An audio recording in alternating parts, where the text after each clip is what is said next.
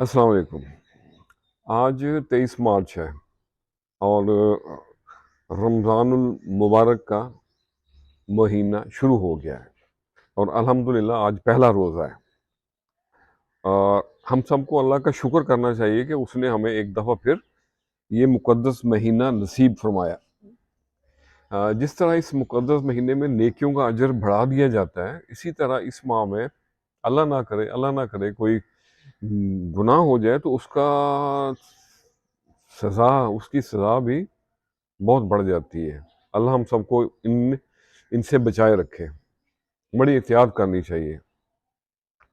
वो जो बड़े बड़े शैतान होते हैं ना, वो तो जकड़े जाते हैं। अल्लाह मियाँ कहता है कि मैं सब शैतानों को जकड़ देता हूँ, लेकिन ये जो छोटे शैतान हमारे आसे पास हैं, हमारे अंदर के हैं, शतूंगड़े हैं, ये फिरते रहते हैं। इनसे बचना चाहिए मेरे भाइयों।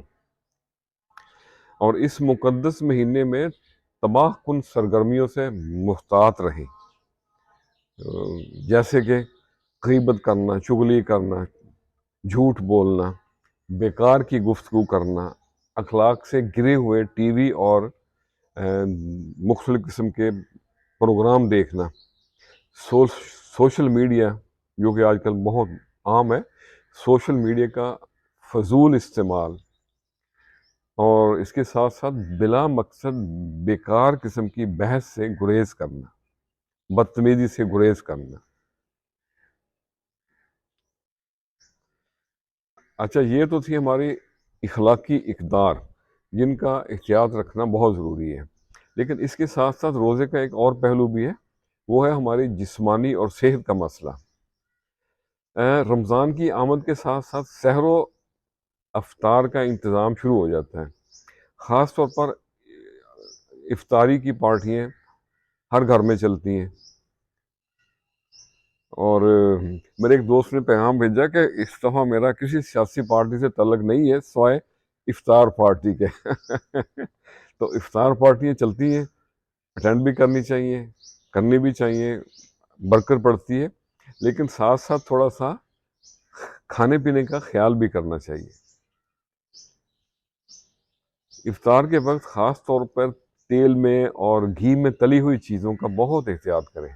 जैसे कि हर इफ्तार पार्टी में समोसे, पकौड़े, चटपटी चाट और इस तरह की चीज़ें आम होती हैं। और ज़्यादा तली हुई चीज़ों से, फैटी चीज़ों से कई कई किस्म के प्रॉब्लम हो सकते हैं। एक प्रॉब्लम तो ये भी है कि जब हम रोज़ा खोलते हैं, इफ्तार करते हैं, तो हम एकदम से भूख भी लगी होती है, प्यास भी होती है, तो ज़्यादा खा लेते हैं, तो जिसको कहते हैं डंपिंग। और अगर ये एकदम से ज़्यादा खा लें तो डंपिंग सिंड्रोम की वजह से हमारा ब्लड प्रेशर बहुत लो हो सकता है। इसका ख्याल रखना चाहिए। इसके अलावा तबीयत में बोझलपन आ सकता है, हार्ट बर्न शुरू हो सकती है, तज़ाबियत बढ़ सकती है और जलन शुरू हो जाती है।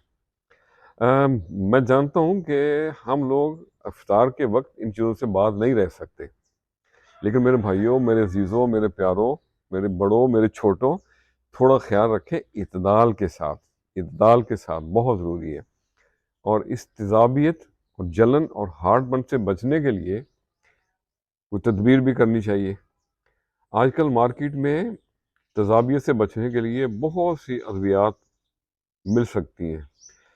अगर हम थोड़ा पीछे जाएं तो ओमिप्राज़ोल से लेके एसमिप्राज़ोल, लेंसिप्राज़ोल, रपिप्राज़ोल वगैरह वगैरह बहुत सारी दवाइयाँ मार्केट में अवेलेबल हैं।